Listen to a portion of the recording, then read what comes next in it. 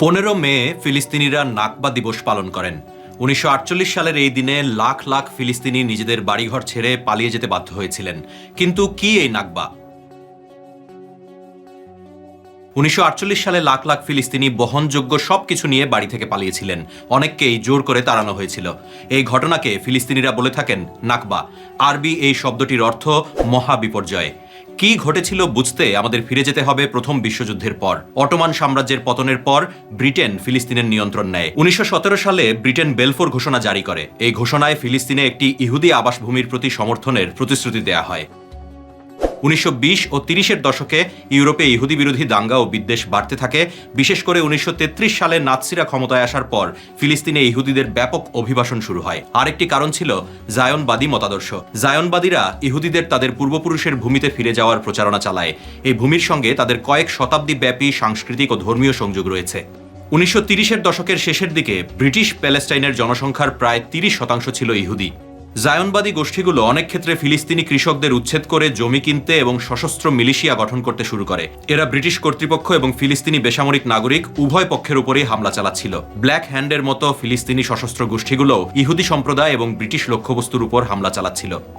British শাসন এবং ব্যাপক ইহুদি অভিবাসনের বিরুদ্ধে 1936 থেকে 1939 সাল পর্যন্ত চলা আরব বিদ্রোহ ব্রিটিশ বাহিনী নির্মমভাবে দমন করে। হলোকস্ট চলাকালে ইউরোপে 60 লাখ ইহুদি নিহত হওয়ার পর একটি ইহুদি রাষ্ট্রের দাবিতে চাপ তীব্রতর হয়ে ওঠে। ইহুদি, আরব এবং ব্রিটিশ বাহিনীর মধ্যে উত্তেজনাও বাড়তে থাকে। 1947 সালে জাতিসংঘ একটি বিভাজন পরিকল্পনা গ্রহণ করে, যা আলাদা আরব ও ইহুদি রাষ্ট্র এবং আন্তর্জাতিক প্রশাসনের অধীনে জেরুজালেমের প্রস্তাব করেছিল। ইহুদিরা প্রস্তাব মেনে নেয়। আরব লীগ এবং অন্যান্য আরব প্রতিনিধিরা এটিকে প্রত্যাখ্যান করেন। তারা যুক্তি দেন এই প্রস্তাব সংখ্যাগরিষ্ঠ আরবদের আত্মনিয়ন্ত্রণের নীতি ক্ষুণ্ণ করে। জাতিসংঘের ভোটের পরপরই ফিলিস্তিন জুড়ে ইহুদি ও আরব সম্প্রদায়ের মধ্যে সহিংসতা ছড়িয়ে পড়ে।